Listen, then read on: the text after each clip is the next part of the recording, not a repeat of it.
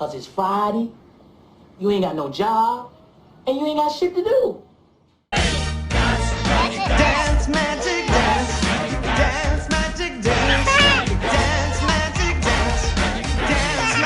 dance, jump magic jump, jump magic jump. Oh, Jim Henson, you masterful mindfuck. It's Friday, gotta get down on Friday. Everybody's looking forward to the weekend. Hey, good morning, everybody. Chad from Beerded Hops Podcast, back for another Friday morning beer review. I've got a weird one this morning, and as soon as I reveal the bottle, you'll understand where that first little clip came from. This is what I'm hoping is an oldie but a goodie from Uinta. I think that's how you say it. That's how I'm going to say it. Uinta Brewing out of Salt Lake City, Utah. This is out of their Crooked series, their old Crooked series. This is Labyrinth. So, now you get that first clip, don't you? So this is going to be a first for me in many ways, I guess. Never had Labyrinth. I've never had a barrel-aged quadruple black ale, which is what this is. I've never had a beer brewed with licorice, which is what this is.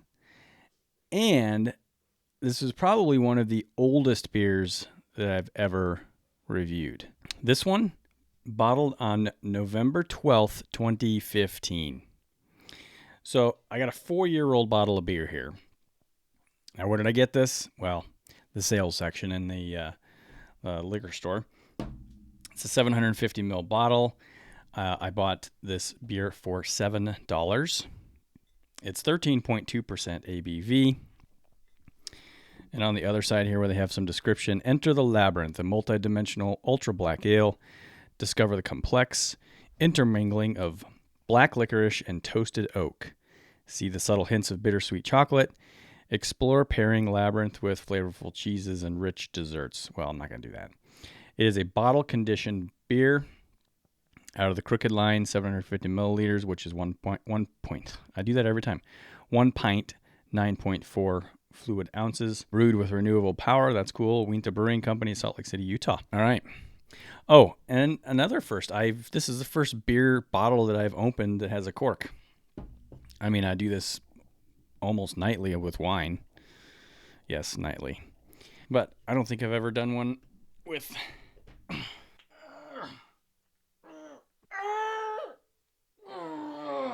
Oh, come on. Oh, there we go. All right, so the bottle sniff. That got my dogs going. All that commotion.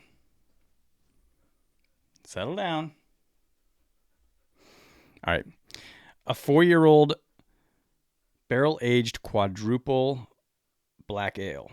Oh, on the bottom here, I forgot to read this. Ale brewed with licorice sticks and aged in oak barrels.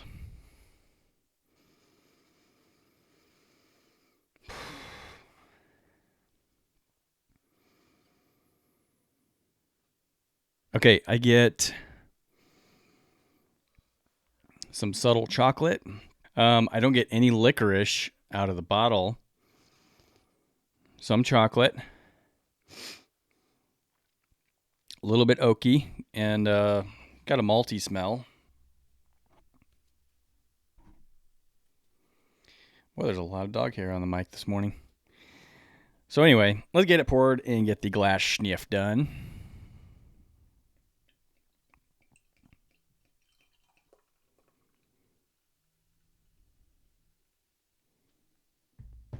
Very fizzy.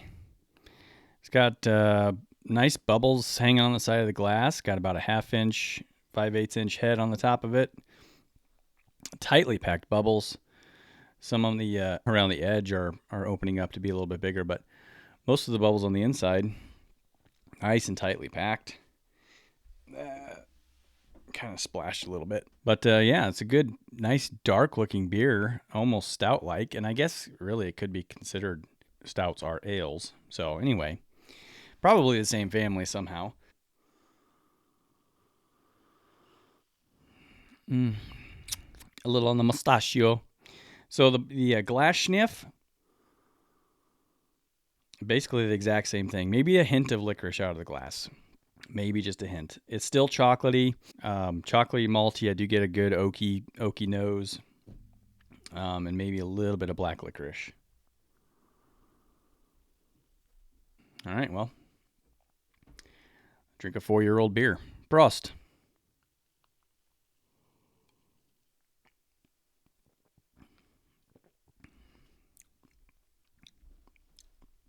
Damn, that's delicious. Wow. It tastes like a stout, but with like a little more carbonation, if that makes sense. I mean, a lot of stouts really have those real tight carbonated, bubbly bubbles in it. And this actually has very tightly packed bubbles, but it tastes a little more carbonated, like more towards a like a lager as far as carbonation goes. That's really good. It leaves a nice buzz on your tongue from the carbonation. It does have a slight burn to it. It's 13.2% ABV. The taste is quite chocolatey. I do get some toastiness. Not a lot of black licorice though, which is the interesting thing because it's brewed with licorice sticks. I thought it would be a really spicy black licorice flavor, but really it's there, but it's really not. It's really nothing. Nothing to get excited about. I'm not a black licorice fan, so I was kind of afraid to drink this because of that.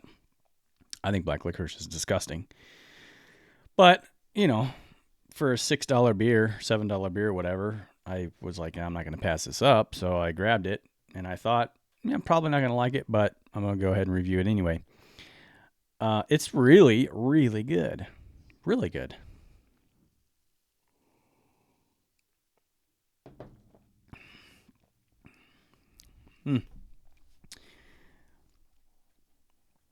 Yeah, I mean, right off the bat, I can't actually point anything out that I'm not liking about it. So yeah, I'm not going to find much information on this on the web because it's a 4-year-old beer and it's not made anymore.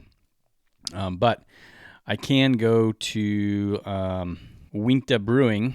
They started in 1993, and they started in an old mechanic's garage that was leased by the owner.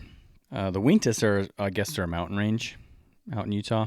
That's where the name comes from. It's funny. I go to our people page thinking that I'll find out who the owner and brewmaster are, but I don't see them. There's a sales analyst, a pub manager, a lead cellarman, and there's like no other information. Anyway, started in 1993. 2 30-barrel fermentation tanks and a 30-barrel bright tank. And they brewed their first production-sized batch of a beer they called Cutthroat back then. 1994, the brewery reached 2,000 barrels. In 1996, they started a bottling line capable of bottling 130 beers a minute. They were brewing Cutthroat, Kings Peak, Trader, and Golden Spike. 2000, the new brewery construction begins, 26,000 square foot building. In 2001, they install a 40-barrel brew house in place of the 15-barrel brew house. They won 100% wind power. 2005, they started an offshoot brand focused on the elemental process beer called 4 Plus Brewing. 2007, 240-barrel indoor fermentation tanks. Now ferment 29,760 gallons of beer at once. About the same amount of beer we made in the first 2 years combined. Canning line in 2013, 300 cans. Okay, that's enough. They're a highly successful brewery. You get it. Again, out of Salt Lake City, Utah. Labyrinth is a quadruple black ale released in 2010, retired in 2015. So this is probably one of the very last bottles of Labyrinth that were ever made. The archived page on the website just says, enter the Labyrinth, a multidimensional wood-aged black ale. Discover the complex intermingling of black licorice and toasted oak. Seek the subtle hints of bittersweet chocolate. Yeah, it's way more chocolatey than I thought it was going to be, and I love that. And being a bittersweet or semi-sweet chocolate fan, dark chocolate, as far as chocolate goes, I'm not like high on sweets, but as far as chocolates go, I would always prefer the dark chocolate or semi-sweet over, regular milk chocolate. So that's just a really weird side point. But now you know what kind of chocolate I like if you want to send me some chocolate gifts. The beer is really good. It's nicely done. There's really not any black licorice spiciness to it. It's there, but really, really subtle. And then the toasted oak pairs nicely with that dark chocolate flavor. And at 13.2%, I mean, really, what's not to like?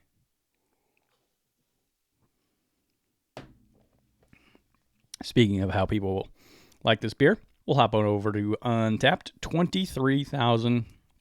Actually, we'll just call it 24,000 check-ins. 20,500 of those are unique. Again, 13.2% ABV. It is a 56 IBU beer.